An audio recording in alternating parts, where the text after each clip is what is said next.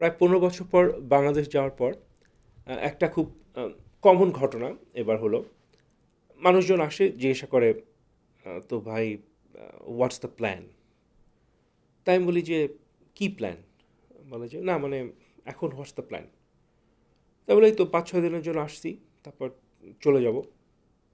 তো বলে যে, তারপরে কি প্ল্যান? এবং তারপরে আর কি প্ল্যান? পরে হয়তো আবার কখনো ৫-৬ দিনের জন্য বেড়াতে আসবো। তো আসলে এই কোয়েশ্চেনটার মধ্যে আমি যেটা বুঝলাম সেটা হচ্ছে যে সবার মনে একটা চিন্তা, যেটা তারা হঠাৎ করে প্রকাশ করে ফেলে, সেটা হচ্ছে তারা হয়তো ভাবতেছে যে আমরা যারা দীর্ঘদিন ধরে শেখ হাসিনার বিরুদ্ধে লেখালেখি করছি বা নানা ধরনের অ্যাক্টিভিজম করছি, আমরা হয়তো কিছু একটা চাই বা কিছু একটা হয়তো প্ল্যানে আছে আমাদের, মানে কোনো কিছু পাওয়া হয়তো বাকি আছে এখন। মানে থাকে না যে মানুষ হয়তো ভাবে যে ও এতদিন লিখতো, লিখতো কেন? ওরে পয়সা কে দিত? বা ও আম কার জন্য কাজটা করত? মানে বেসিক্যালি মানুষ এখন এই কাজগুলাকে বা লাইফটাকে একটা ইউটিউব চ্যানেল ভাবা শুরু করছে।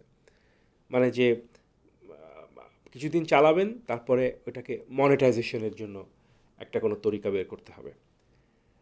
তো এটা খুব দুঃখজনক। কারণ আপনাদেরকে আমি যেটা বলতে চাই সেটা হলো, আমরা যারা কিছু মানুষ বিদেশে ছিলাম, খালি তারা না, বাংলাদেশে এরকম অনেক লোক আছে যারা আমাদের থেকে অনেক বেশি সংখ্যায় আছে, যারা এই ১৫ বছর আম হাসিনার বিরুদ্ধে কাজ করে গেছে।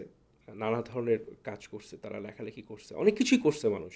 জীবনের ঝুঁকি নিছে এবং তারা হুদাই নিছে। মানে এরা কোনো প্ল্যান থেকে নেয় নাই। আ যারা কথা বলতে পছন্দ করে, যারা মরাল স্ট্যান্স নিতে লাইক করে, এ ধরনের মানুষ আসলে বাংলাদেশে প্রচুর আছে, বিদেশেও আছে।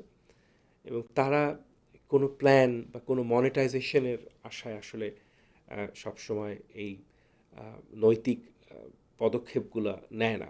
এবং এটা আপনারা যত তাড়াতাড়ি ভেবে কমফোর্টেবল হতে পারবেন, এটা তত আপনাদের জন্য ভালো। কারণ আদারওয়াইজ এই ব্যাপারটা খুব স্যাড। একটা মানুষকে বাবা করে কোয়েশ্চেনটা জিজ্ঞেস করা যে, ভাই হোয়াটস দ্য প্ল্যান?